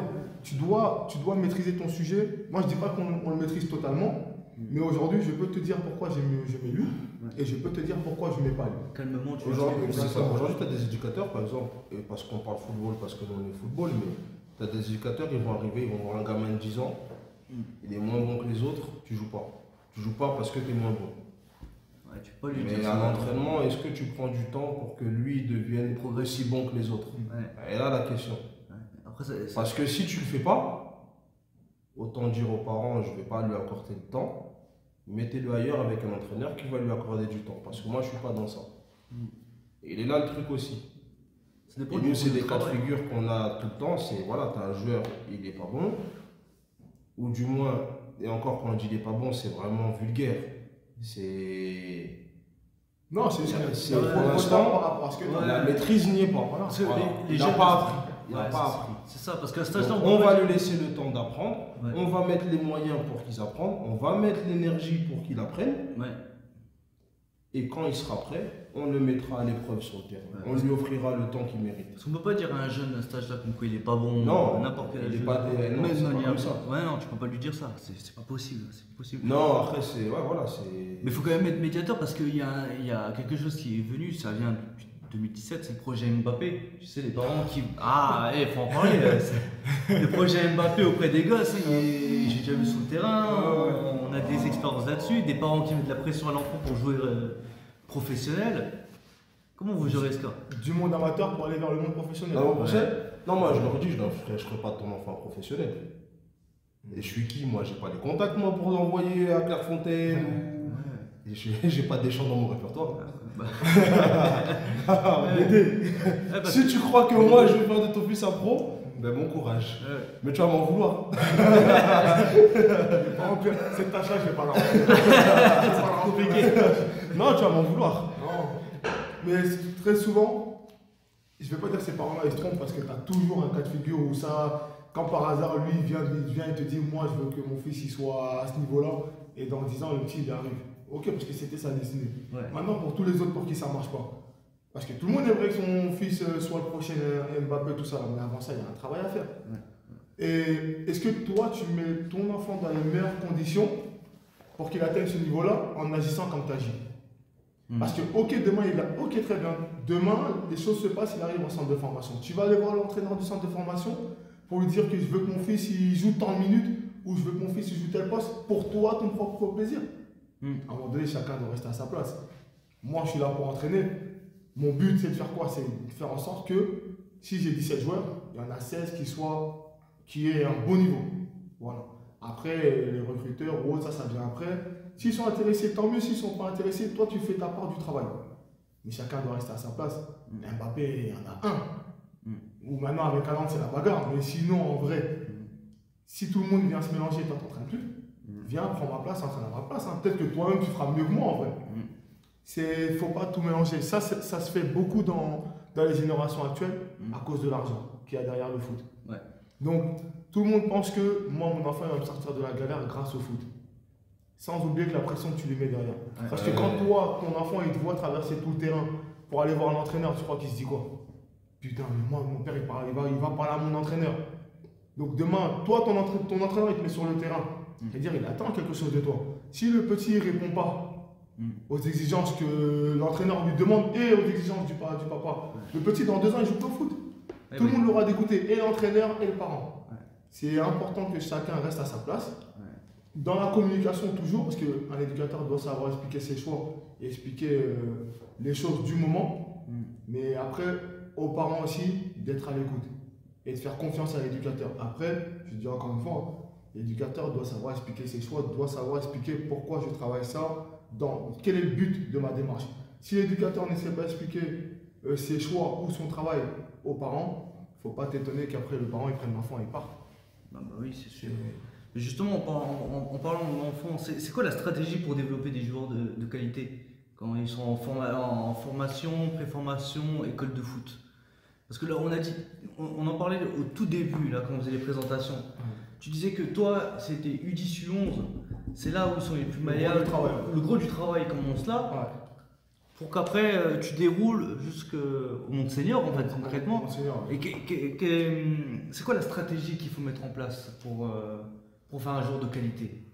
Je pense que la stratégie, surtout si on s'axe vraiment sur cette catégorie d'âge-là, ouais. Les U10, les U10, hein. Ouais. Je pars du principe qu'en U10, U11, le petit, tu lui apprends déjà un cadre. Ouais. Ça veut dire que là, je vais vraiment partir du départ. Ok. Le petit en U10, U11, il doit savoir faire son sac de foot tout seul. Quand il prend son sac à la maison qui est vide, il sait ce qu'il doit mettre dedans. Qu'il fasse beau, qu'il y ait la pluie, qu'il neige, qu'il vente, le petit il sait faire son sac. Ensuite, le cadre, c'est écouter quand l'éducateur parle.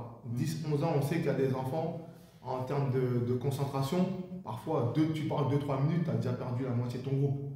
Donc toutes ces choses-là, c'est des choses que tu dois apprendre au petit, avoir une capacité d'écoute assez large. Voilà. Mais c'est de la patience à cet âge-là. Ensuite, sur tout ce qui est... là, je vais parler purement technique.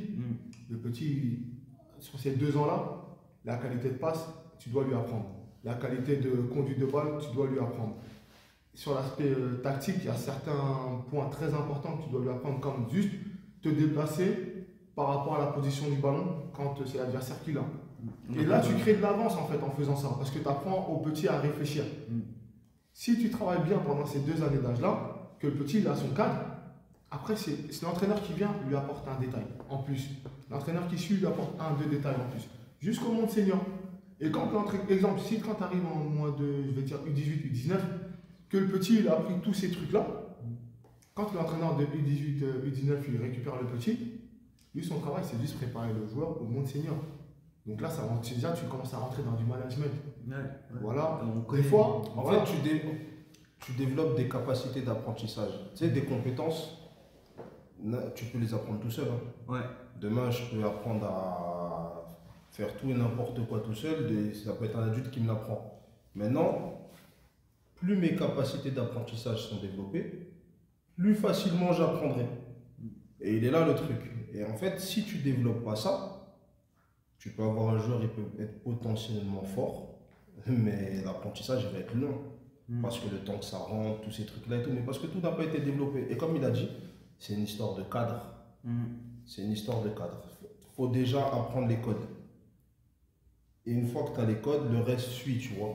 Mais par année, un joueur il n'apprend pas 1000 trucs. C'est quelques détails qui vont renforcer la panoplie petit à petit. Tu les mets bout à bout, et ensuite tu donnes toi, tu fais ton travail. L'autre entraîneur qui récupère derrière, il sait que le petit il a un an de plus, donc à 12 ans, le petit il est censé apprendre certaines choses. Ouais. Toi tu fais ton travail. Il faut faire une base de qualité. Oui. Il faut que ça soit de qualité. C'est ça. Parce qu'après, quand c'est de la formation, donc U16 jusqu'à U19, les préparer au monde senior, c'est ultra compliqué. Hein. La passerelle est très compliquée. Hein. Il y en a beaucoup qui échouent et qui n'arrivent pas à. Pour moi, hein, pour moi, les meilleurs trucs, ça reste. Tu sais, des fois c'est bête, hein, mais il y a un truc qui s'est perdu aujourd'hui, par exemple les jeux de société, tous ces trucs-là. Un enfant qui sait jouer, par exemple, à un puissance 4 à l'âge de 5 ans, 6 ans, déjà il va être très stratège, il va développer un esprit de logique, il va pouvoir résoudre des trucs qui sont complexes. Ce qui fait que demain, ça va l'aider même sur un terrain dans la réflexion, dans tous ces trucs-là. Quand tu vas poser des questions, il va avoir une capacité de réfléchir qui est beaucoup plus rapide que les autres. Et ça, il ne faut pas oublier un truc. Hein. C'est bien beau de savoir faire une passe, un contrôle correctement, machin, etc. Mais avant d'être dans les pieds, le foot, c'est dans la tête. Le foot, c'est dans la tête. C'est ce qui fait la différence pour qu'un jeune passe enfin dans la catégorie senior. Parce que même aujourd'hui, il y a beaucoup de problèmes avec les catégories de formation. U18 qui doivent passer en senior, ils ont même les U19, ils ont créé cette catégorie, ils ont parlé aussi de U21, je sais pas si dans certains endroits, je crois certains endroits il y a des U21 en plus maintenant, parce que c'est tellement compliqué, il y en a beaucoup qui lâchent l'affaire. Mais parce que le changement il est brutal. Oui, le changement il est trop brutal, il y a même des joueurs qui sortent de U19 national, tu vas jouer en senior R2, tu te perds. Tu te perds parce que là tu joues déjà avec des adultes, c'est un autre monde. Tu sors toi de catégorie jeune où tu es encore dans ton truc, on va bien jouer au foot, etc. Et tu arrives, tu découvres le monde senior où c'est déjà plus brutal. Et toi, tu n'es pas forcément préparé à ça. C'est pour ça que chaque entraîneur doit faire ça, doit apporter son. Parce que là, tu affrontes des gars, des darons de 36 ans qui ont un Oui, eux, c'est pas la même mentalité, ça n'a rien à voir. Ça n'a rien à voir. Et ce truc-là, de chaque entraîneur doit apprendre son savoir aux joueurs. Pendant que tu l'as dans ta catégorie, il est trop important. Demain, un joueur qui perd un an de foot, il faut savoir que ces un an-là, il va devoir les rattraper ailleurs. Donc lui, il a un an de retard par rapport à tous les autres. Quel entraîneur va prendre le temps de revenir en arrière? Ah, mais lui, il n'a pas appris pendant un an, il faut que je fasse ça. Et c'est comme ça que tu as des petits, quand ils passent de U18, U19 à senior, ils arrêtent. Parce que quand tu arrives en senior, tu as peut-être un joueur, allez, tu as 3 entraînements en semaine, tu as un joueur, il va en faire 2. Parce que lui, peut-être son travail, l'entraîneur, il ne peut pas en faire 3. Les études. Maintenant, comment tu vas. Un joueur qui joue, un cadre, on va dire. Toi, ce joueur-là, tu le connais. C'est un joueur, tu as confiance en lui, tu sais qu'il t'a jamais déçu, etc. Tu le prends, tu lui dis ok, c'est toi ce match-là, tu joues, mais tu ne prends pas un jeune. Un jeune qui n'a pas été préparé à ça. On a le businessman qui est parti là. Là, il fait agent de joueur. Un peu dans trop de choses, celui-là. Donc, tu prends un de tes anciens qui, lui, peut faire que 2 entraînements cette semaine. Tu as un jeune à côté de lui qui joue le même poste. Mais lui, il n'a pas été préparé au fait que, dans le monde senior, c'est pas parce que tu fais les 3 entraînements que tu vas jouer. Donc, lui, une fois, 2 fois, 3e fois, il va le prendre mal. 2 solutions, soit il va voir l'entraîneur pour avoir des explications, soit il ne vient plus. Et comme ça, tu perds des joueurs. C'est pour ça que dans chaque catégorie d'âge, l'enfant doit apprendre. L'enfant, le jeune ou même l'adulte doit apprendre certaines choses. Pour que quand tu arrives chez les seniors, tu ne sois pas surpris par le fait que mais lui, il a fait que 2 entraînements et le coach, il l'a convoqué. Oui, mais le monde senior, c'est encore autre chose. Mais ça va dans les deux sens. Hein. L'enfant apprend, l'éducateur apprend. Moi, j'ai commencé par les 14 jusqu'au 19. aujourd'hui, en repassant chez les jeunes, je suis en train d'apprendre des trucs que en fait, j'aurais pu mettre en place déjà avec les grands aussi, tu vois. Mais en fait, il y a un ordre à respecter des choses. Tu vois, tu peux pas aller plus vite que la musique. Et tu n'apprendras jamais à courir avant de marcher. Pour Donc, débuter éducateur, il faudrait commencer à quelle section, lui? Tout petit? Ou, parce en fait, il faudrait en savoir un maximum sur l'humain. Tu vois, parce que arrivé en senior, chacun arrive avec son caractère, avec sa personnalité, toutes ces choses-là. Ouais. Et le problème, c'est que, en fait, le truc, enfin le problème, pas le problème, mais la chose importante, c'est que quand tu entraînes des jeunes, tu te rends compte que tu apprends, tu vois plein d'enfants qui sont dans différents contextes. Il y a ceux qui sont aisés, il y a ceux qui sont en précarité, il y a ceux qui sont socialement, on va dire, instables. Tu vois, tu peux avoir un jeune qui est doué au football, mais qui est dans un centre spécialisé. En fait, tu as tellement de profils, tellement de personnalités, que quand tu arrives en haut et quand ça devient du management, tu sais à quoi t'adapter. Il y a des gens, ils vont aller entraîner, ils ont grandi dans un milieu où tout le monde était pareil. Mais comment tu discutes avec la personne qui a grandi, il dormait dans une chambre à 4, toutes ces choses-là, tu vois. Les codes, c'est pas les mêmes pour tout le monde. Donc au final, tu arrives, tu veux partager des valeurs ou des choses comme ça, des fois peut-être vous n'allez pas avoir les mêmes. Il faut en apprendre un maximum sur l'humain avant d'arriver chez les grands. Et il n'y a que comme ça que pour moi tu peux devenir vraiment un bon éducateur. Je vois la chose de cette façon. Est-ce que tu sais comment discuter avec tel joueur? Peut-être tu as des joueurs qui sont capables d'accepter certaines remarques devant tout le monde, d'autres un peu moins. Après, ça reste du foot, donc quand tu dois intervenir parce qu'il y en a un qui n'a pas fait ce qu'il fallait devant tout le monde, tu le fais.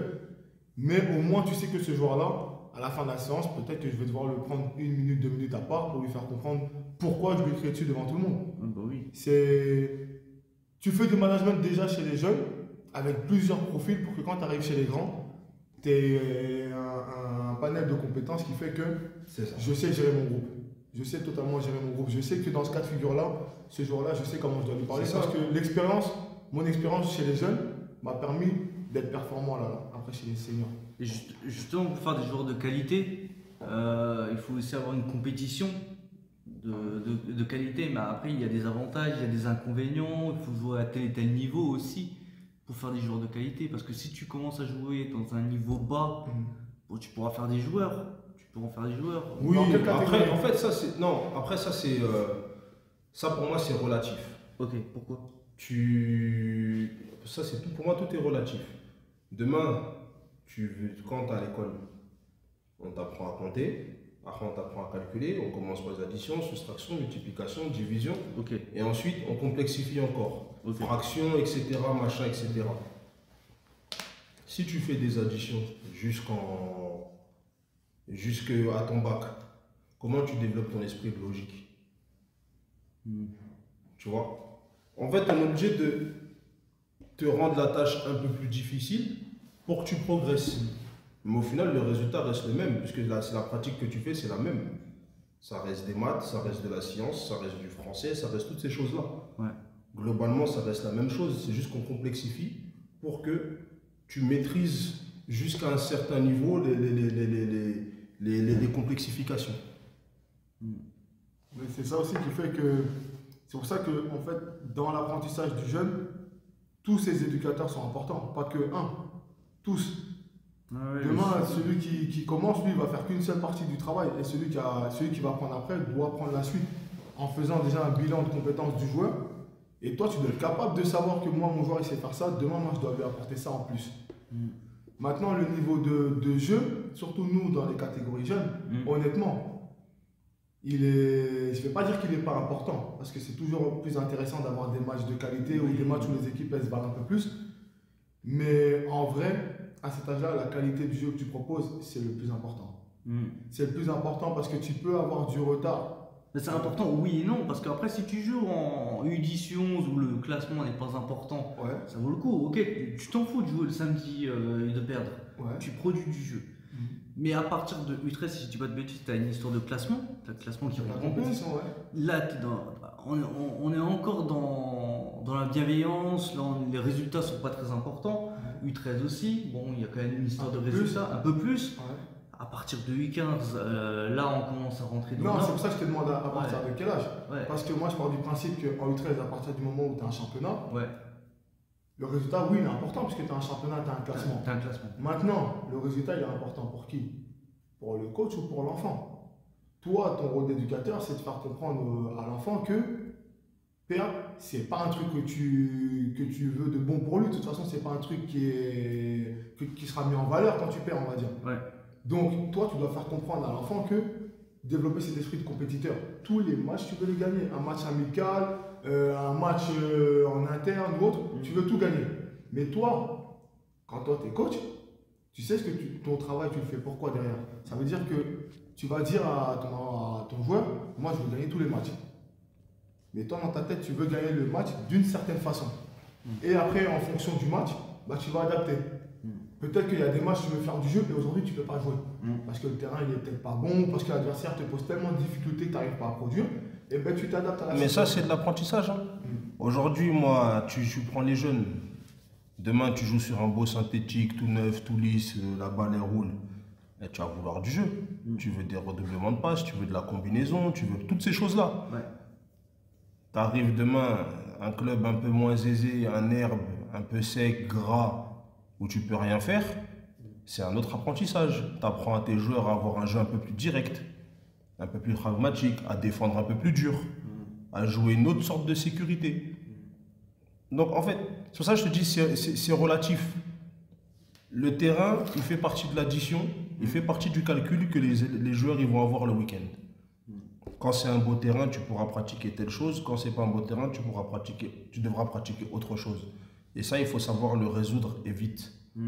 Mais ça se prépare. Ah bah oui, c'est sûr. Tu vois, Après, ça- qu'importe le niveau, moi j'ai déjà vu des équipes de régionales Ah oui. qui, au final ne fait que de la transition.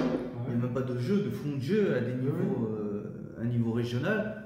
Et toi, tu l'avais vécu, hein, Joël, ensemble, on l'avait vécu. On avait une équipe qui jouait. Nous, on est parti, c'est simple. On était en 19 R2. Et moi, il y a un club, j'oublierai jamais, on allait là-bas, mais 2 heures, c'est simple. 2 heures de route. On est parti perdre un match contre une équipe, j'ai pas compris.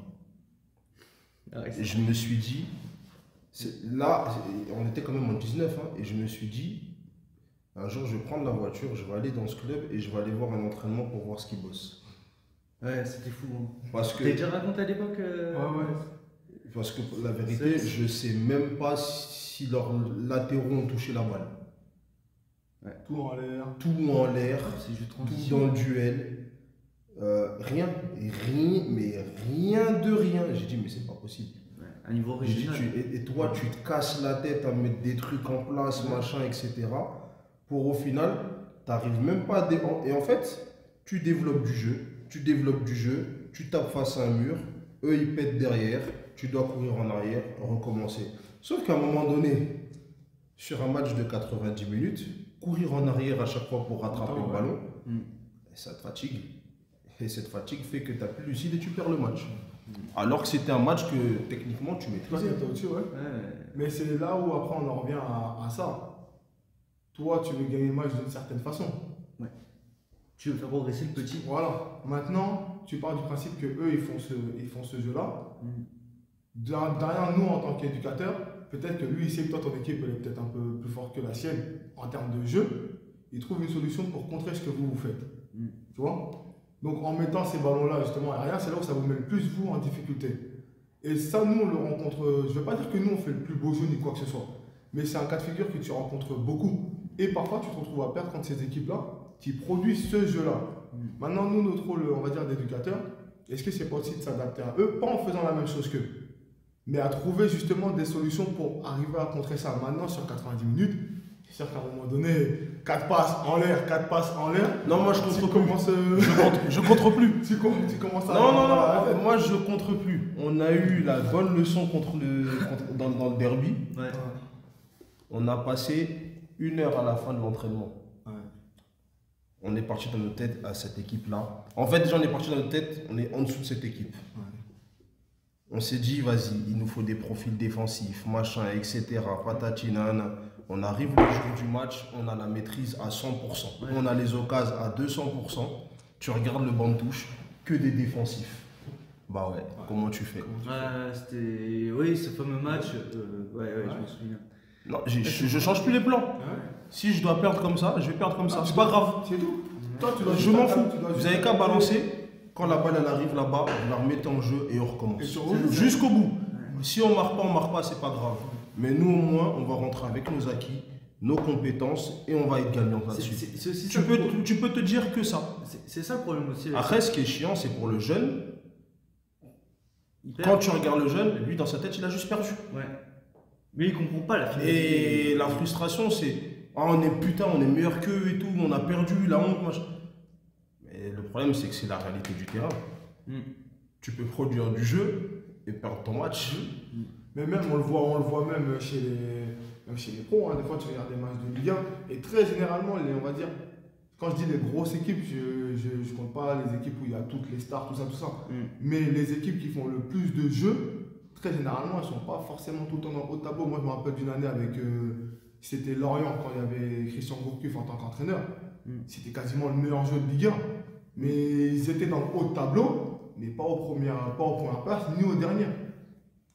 Dans ce cas de figure-là, très souvent, les équipes qui jouent beaucoup, en N2 ou N3, elles sont dans le bas de tableau parce que justement, le jeu est trop ouvert. Et quand depuis tard, tu utilises le mot transition, on bascule dans un jeu où c'est énormément transition. C'est énormément, je vais jouer sur tes erreurs. Tu vas perdre un ballon, je vais te contrer. Je vais récupérer un ballon, je vais contrer l'adversaire. On est beaucoup sur cet aspect-là maintenant de profil de jeu, on va dire. Mais en vrai, toi, ton but, c'est que ton équipe elle ait une identité. Donc, soit tu campes sur tes positions et tu dis que à tel ou tel âge, moi, mon joueur, mon équipe, je veux qu'elle joue comme ça. Et si l'équipe met la balle en l'air ou elle fait ce qu'elle fait là, il faut que moi je trouve une solution pour m'adapter à ça, pour contrer. Et c'est là où justement le rôle de l'éducateur il est important. Comment lui il fait pour s'adapter à ça? Parfois ça marche, parfois ça ne marche pas, mais je sais que ce qu'eux ils essaient de mettre en place, j'ai trouvé la solution pour les contrer. Le score il est ce qu'il est. À la fin, je sais que la prochaine fois, si ça se répète, la solution que j'ai mis 20 minutes à trouver cette solution-là, la prochaine fois, au bout de 2 minutes, je sais que j'ai ma solution. Je pense que c'est nous, notre rôle, il est plus là-dessus. L'œil. Trouver la solution pour. Aussi que le joueur trouve la solution face à ce genre de. Si le joueur il le trouve de lui-même, c'est encore mieux. Ça veut dire que tous les éducateurs avant ont formé un joueur intelligent. Là, si le joueur il est capable de venir te voir, écoute, coach, là par rapport à ce qu'ils font, il faut qu'on change de système parce que dans ce système-là, ils nous mettent en difficulté. Toi, tu peux juste t'asseoir sur le banc et puis tu le regardes, tu l'applaudis. T'as déjà gagné en vrai. T'as développé un truc chez l'enfant qui fait qu'il est capable de résoudre le problème sur le terrain lui-même. Et toi, tu es l'entraîneur.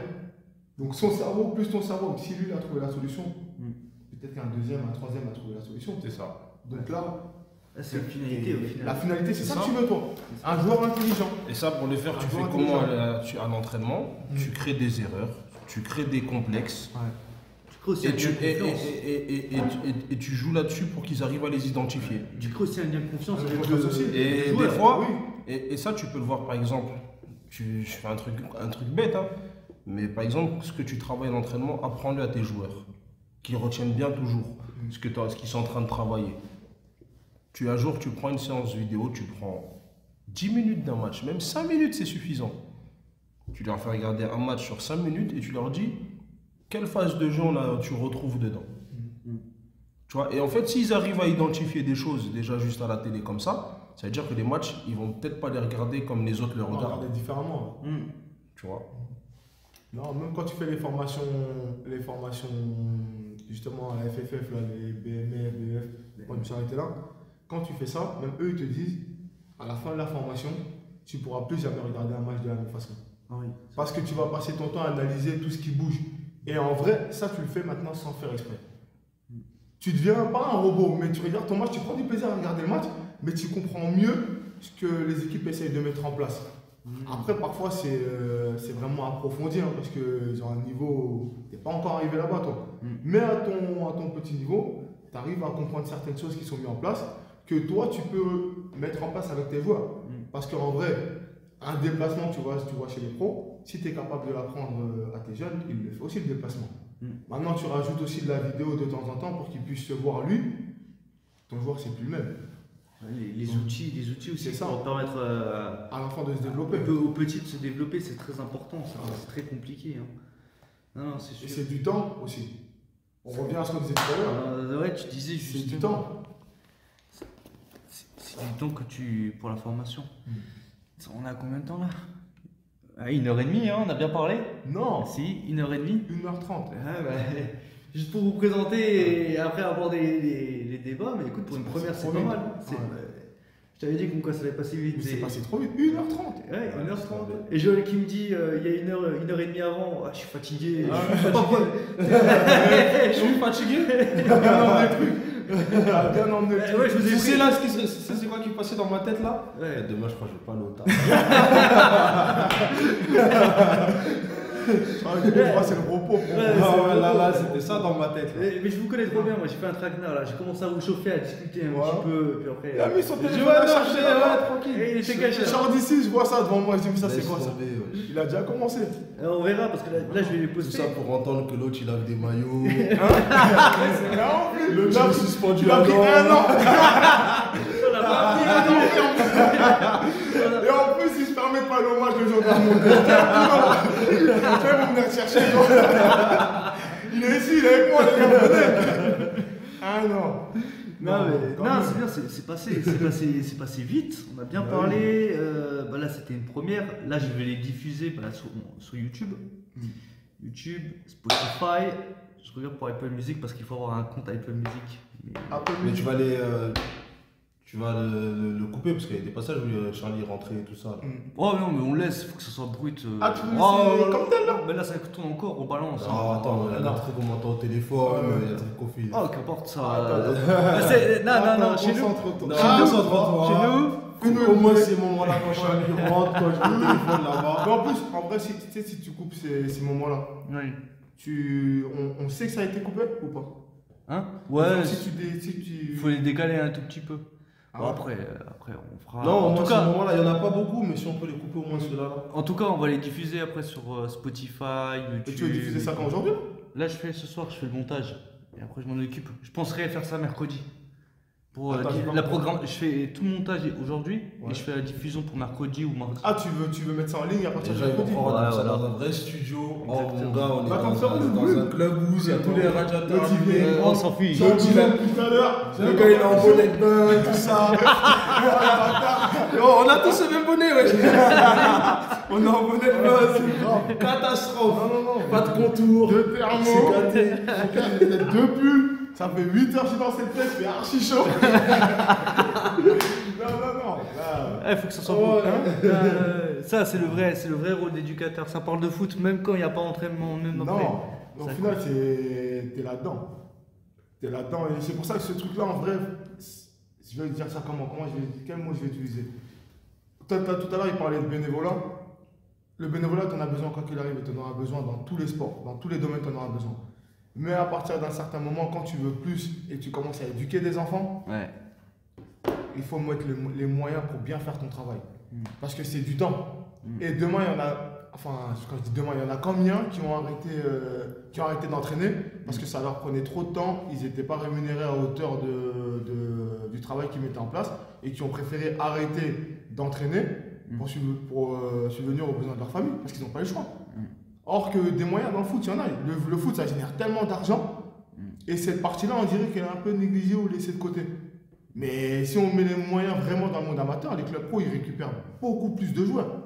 Beaucoup plus. Il y a des clubs qui travaillent très bien, je ne sais pas comment ils font.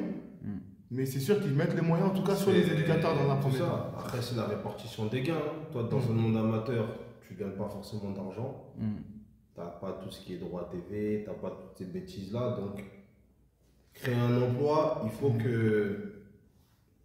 il faut que certains groupes, que ce soit les mairies, machin, etc., ils mettent les moyens, ils s'organisent pour dire écoute, tu sais, c'est politique au final, tout ça. C'est comme aujourd'hui, tu écoutes aux infos, ils parlent d'améliorer la vie des matons. Comment on appelle ça, la survie en prison. Ah, Ouais, il faut mettre leur poste dans un confort, machin, etc. Mais nous aussi, Parce que peut-être que tes prisons elles sont remplies parce que justement il n'y a pas assez Parce que le travail d'éducateur, on d'investissement va pas faire. dans ces travails d'éducateurs. Ouais. Tu vois. Non. Donc c'est une chaîne. C'est une chaîne. Tu le vois Tout là, est lié et il faut regrouper tout ça. avec les jeunes qu'on a, t'en as combien tu sens déjà, tu sens que t'es sur un film. Demain, s'il n'y a pas le foot là, pour les sortir un peu de ce cadre-là, tu sais très bien que quand ils vont avoir 16-17 ans, attention avec eux. Et Tu le sens déjà. dans ces enfants, il y a un potentiel. Mais il y a un potentiel en tout, qu'il soit bien, qu'il soit mal. Tu as le potentiel qu'il y en a un qui puisse finir en prison, tu as le potentiel qu'il y en a un qui puisse avoir une grosse carrière professionnelle, que ce soit dans un travail quelconque ou que ce soit dans le domaine sportif. Tu as un potentiel qu'il y en a un qui puisse devenir chef d'entreprise. Ça peut être tout et n'importe quoi. Ouais, Il y a un c'est sûr. potentiel énorme dans tout. Mais il faut l'accompagnement. Ouais, bah oui, c'est Il sûr. faut l'accompagnement et il faut mettre de l'investissement dans l'accompagnement. C'est tous ces trucs-là. Et moi, quand je vois ça, aujourd'hui, je travaille dans une école. Les petits, même pour qu'ils aient accès à leurs cours, des fois, c'est un problème. C'est sûr. Oh, et des gamins qui n'ont pas eu de prof de musique pendant 2 mois, pas de cours d'histoire, le mec, il vient quand il veut, tout c'est. Ah, Courage. Bon, bah, c'est le mot de la fin. Donnez de l'argent à Yao et à Joël pour qu'ils fassent éducateur. Ça a été bien diffusé. Ayaska. Allez, à la prochaine.